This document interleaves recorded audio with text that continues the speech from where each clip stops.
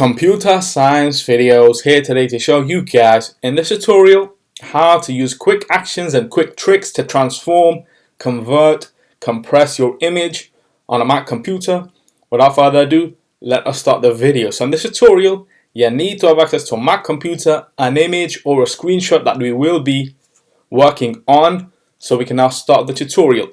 Let's now focus on the desktop. I have a screenshot that was taken like 15 minutes ago. Let's right click and now let's compress this to a zip. So compress, there we go, the zip itself is done. If we open up the zip file, there we have the image. Let's delete that image using command and delete. Also empty the bin. Okay, so let's now use quick actions to create a PDF file. There we go. Let's now use quick actions to rotate left.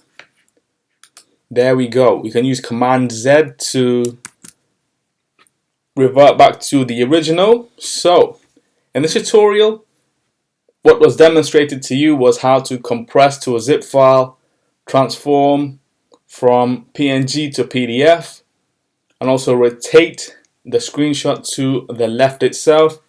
So we can now highlight the PDF file and the zip, command and delete,